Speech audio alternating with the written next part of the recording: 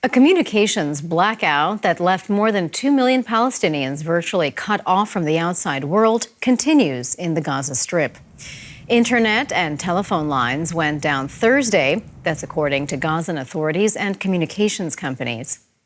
Aid groups say the outage is hampering their efforts in the territory. We can now speak to Hiba Tibi. She is the regional director of the humanitarian organization CARE, and she joins us from Amman. Welcome to DW. So how well are your aid workers able to help given these communication challenges that we just mentioned?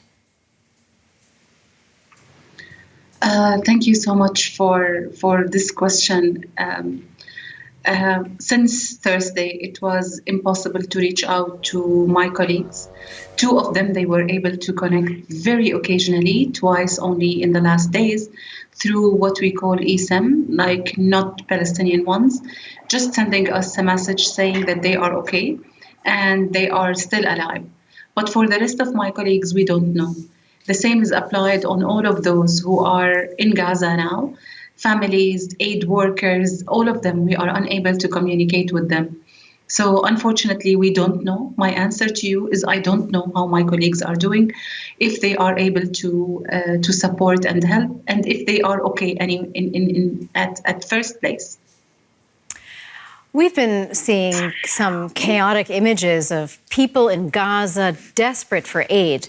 Can you give us a clearer sense of what the situation is like on the ground right now?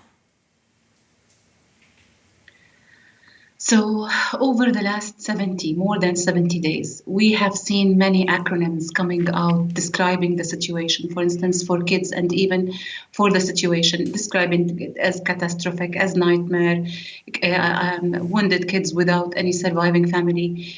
Now, if you ask me what is the situation, I don't even have. I think we need to find a new way to describe it. Unfortunately, as we are seeing now on the screen through your reports, the situation is very hard and dire. It's beyond catastrophic.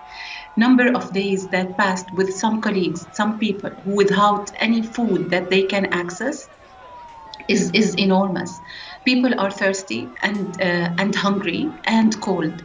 We also have seen how they are sleeping in wet soaking mattresses or blankets, using their body temperature to warm their kids by holding them.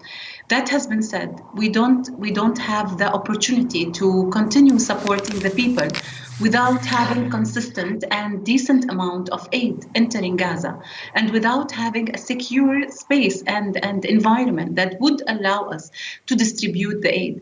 Those who can access aid, as we have just seen in the images that you have shown, are only those who have strength to go. But what about women, young people, elderly?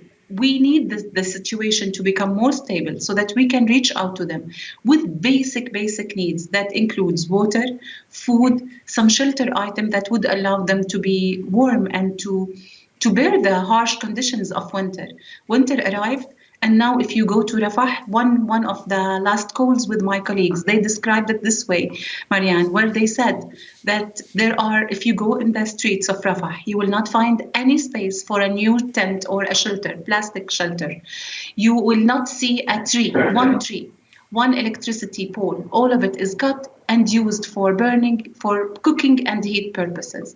I don't know if this gives a concrete image of the situation. That was Hiba Tibi of the aid organization CARE. Many thanks indeed.